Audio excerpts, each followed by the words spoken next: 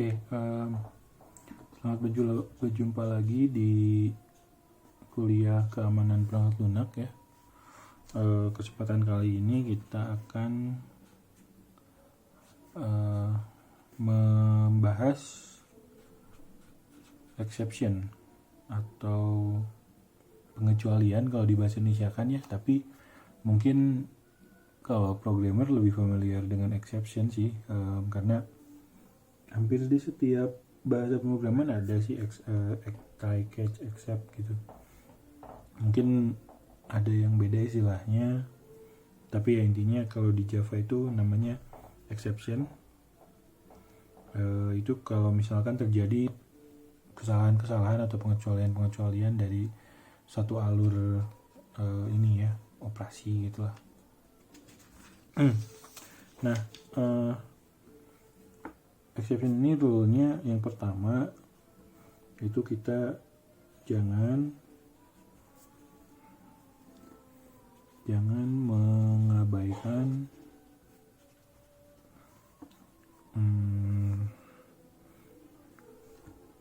exception yang diperiksa. Sorry, ini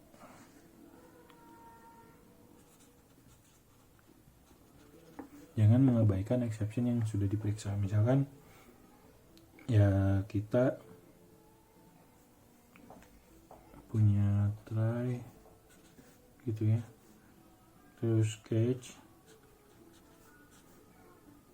IO exception, terus di sini cuman print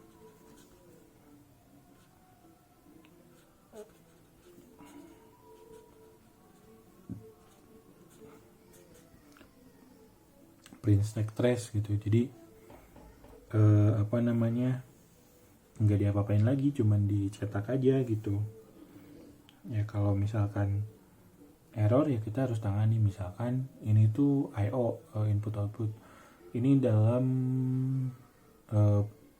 ini untuk mengecek atau ya ngecek sebuah file lah misalkan ya. Jadi kalau filenya nggak ada keluar exception. Nah ya kalau nggak ada harus diapain gitu, jangan di print aja exceptionnya, tapi misalkan minta lagi, kalau dari asalnya dari inputan user minta lagi kah ke usernya gitu atau gimana gitu. Nah jadi jangan diabaikan. Kalau misalkan exception yang lain juga sama, itu jangan diabaikan. Intinya jangan mengabaikan, tapi sebisa mungkin kita kelola gitu. Ada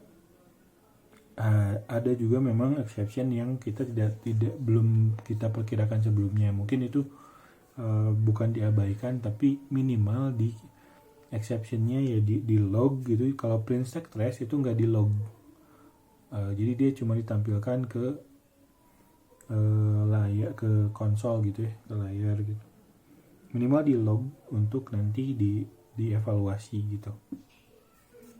Tapi kalau misalkan kita sudah punya solusi ya harus harus dilakukan. Misalkan tadi kalau filenya nggak ada ya harus gimana gitu.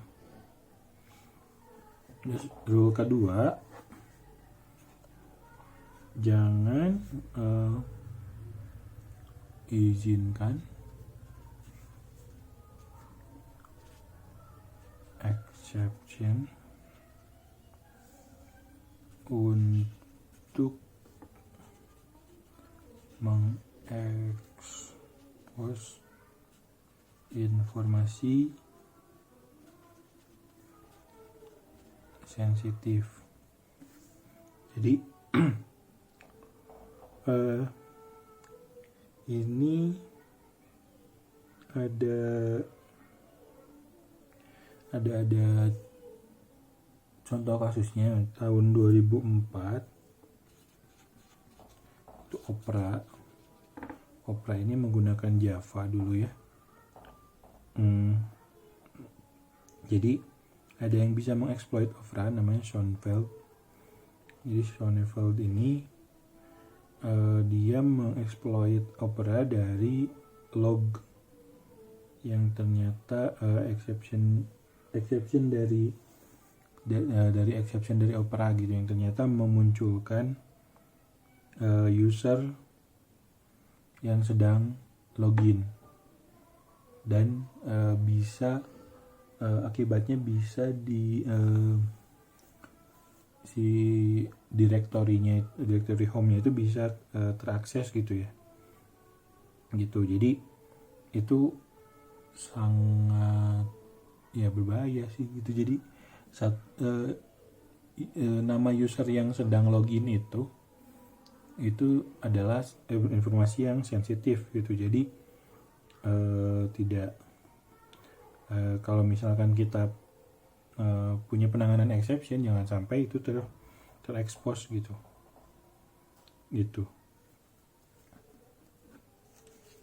Oke, kemudian 3, restore ke sebelum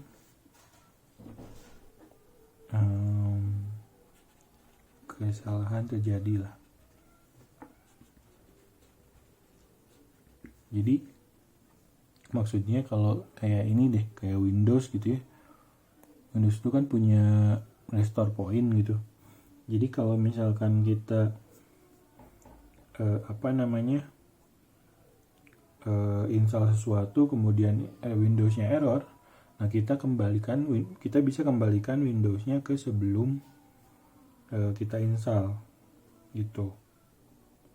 Jadi ini juga sama, kalau misalkan kita melakukan sesuatu terus ternyata exception, nah yang sudah kita lakukan itu harus dikembalikan gitu. Seperti itu. Jadi misalkan kita punya beberapa instruksi atau beberapa program gitu ya.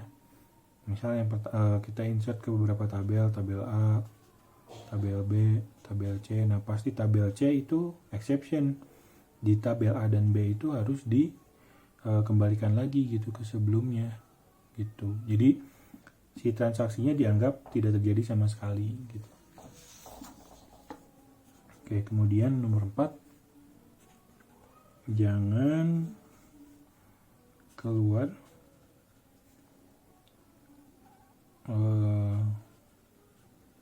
dengan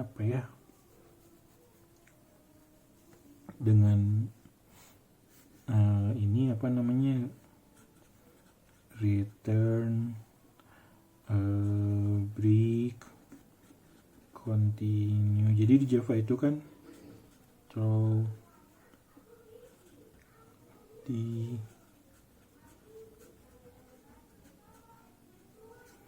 jadi Java itu kan kata kunci ini tuh bisa mengeluarkan dari sebuah blok gitu ya.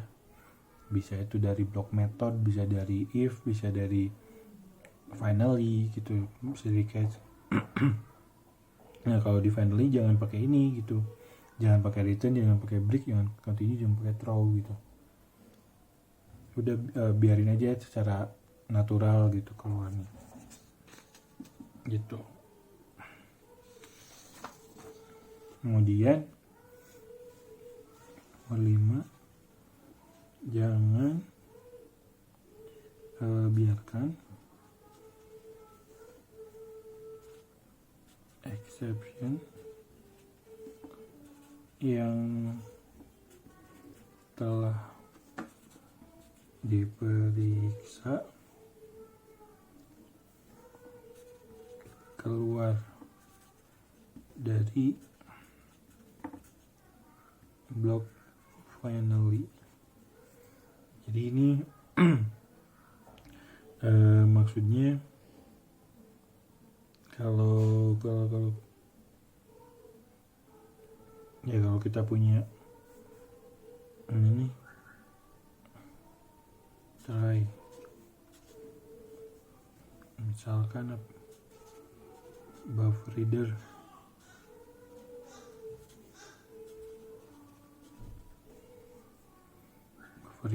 bla bla gitu ya, terus sini ada try lakukan sesuatu. Di sini ada finally. Di sini si readernya di close gitu. Terus ini ada catch-nya untuk yang ini. Nah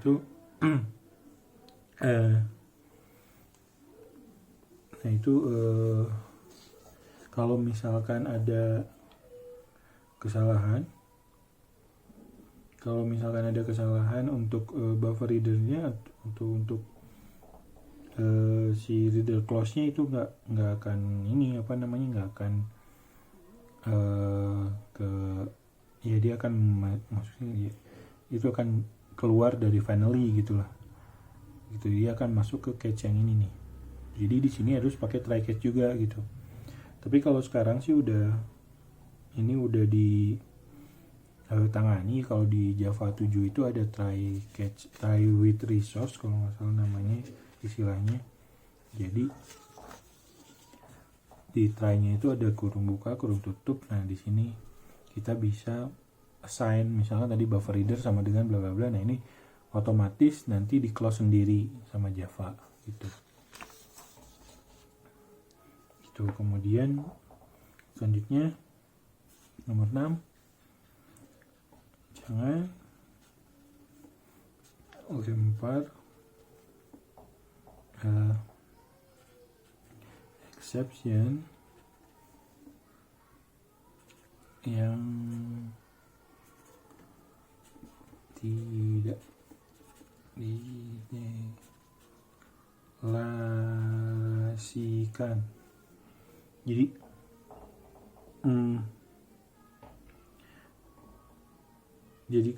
ini sih kalau misalkan di ini kalau di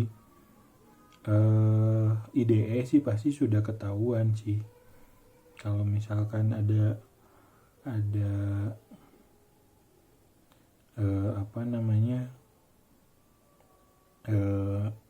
exception yang unreachable gitu, yang nggak akan mungkin terjadi, maksudnya tidak mungkin terjadi, tidak dideklarasikan, itu pasti udah kedetek kalau di IDE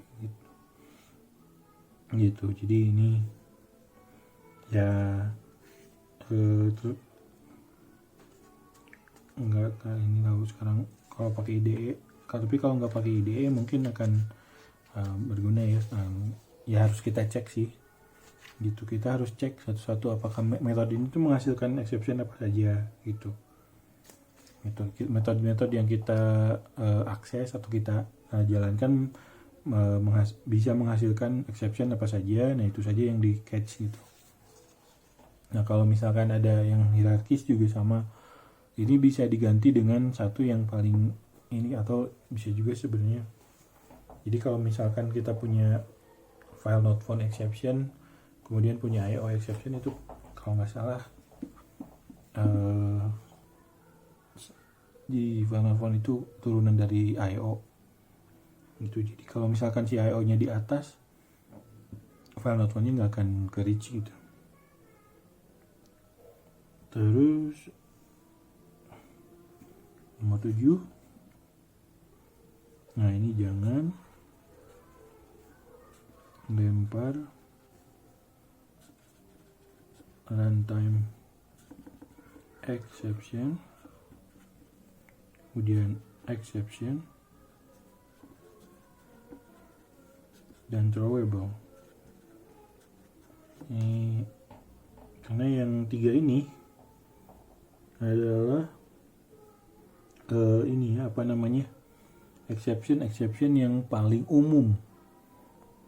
Kelas exception ini adalah kelas nenek moyang dari semua exception. Runtime exception juga sama. Ini walaupun bukan nenek moyang banget kayak exception ya, dia umum lah. Jadi kita nggak tahu ini tuh apa gitu. Harus paling throwable juga sama ini. Throwable itu interface kalau nggak salah. Ini dia juga umum gitu ya. Kita harus melemparkan exception yang spesifik gitu. File not found exception kan, null pointer exception lah, apa gitu. Nah kemudian selanjutnya 8. Nah ini berhubungan yang barusan saya ini ya, jangan catch, jangan tangkap null pointer exception. Nah tadi barusan saya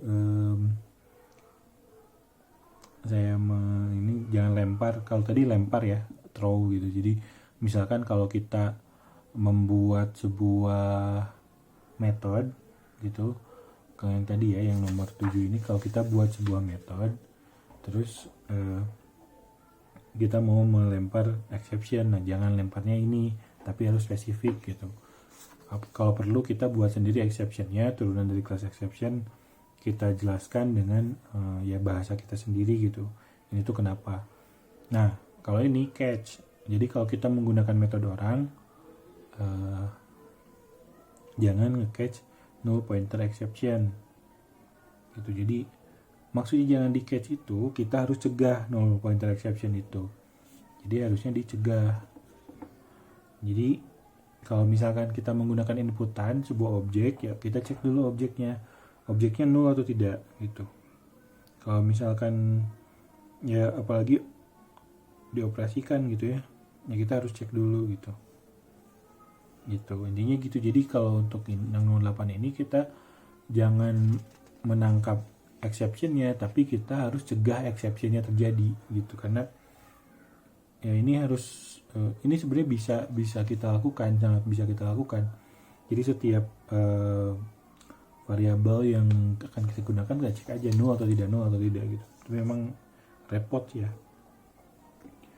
Nomor 9, jangan izinkan kode yang tidak dipercaya untuk mematikan JVM. Jadi ya ini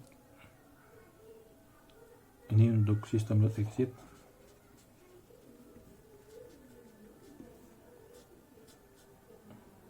System.exit ini akan mematikan aplikasi gitu, yang mematikan program JVM gitu. Nah kalau misalkan kita punya ya, jadi kita jangan memainkan system.exit dengan sembarangan gitu. Apalagi kalau misalkan program yang kita gunakan, yang kita bangun itu tidak menggunakan security gitu. Jadi harus pakai inilah keamanan gitu ya. Nah ini memang bukan exception, tapi termasuk exceptional behavior gitu, perilaku yang menyimpang gitu, atau perilaku yang pengecualian gitu. Nah yang terakhir nomor 10,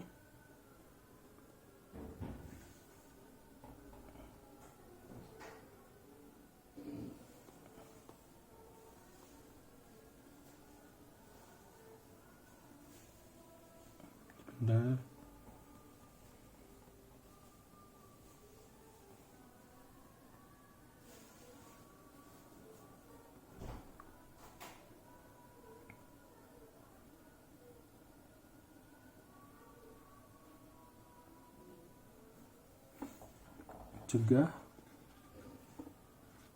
exception ketika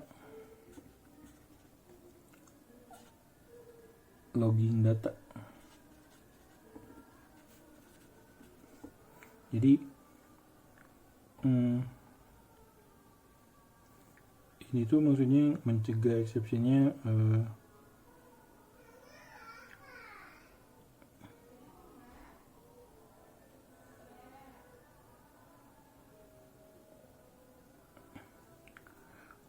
exception yang muncul ketika logging data akan mengakibatkan proses loggingnya tidak berjalan dengan baik. Artinya jadi data yang di lognya, dicatatnya itu tidak akan sempurna. Jadi kita tidak akan tahu apa yang sebenarnya terjadi gitu. Nah, jadi kita harus mencegah exception ketika log data. Jadi ya kita harus, intinya sih jangan menggunakan sistem r.println. Jadi kalau sistem r.println ini sebenarnya dia riskan untuk muncul exception juga gitu. Jadi kita pakai, kalau misalkan kita pakai logger sih, logger.r gitu ya, atau logger.log gitu. Banyak sih kalau di logger.e gitu, dan seterusnya tergantung library-nya gitu. Nah itu, jadi kita gunakan metode-metode yang memang aman gitu, sehingga log yang ditulis pun aman gitu, kita tidak bingung gitu apa yang terjadi ya. Sekian mungkin untuk video kali ini. Terima kasih, semoga bermanfaat.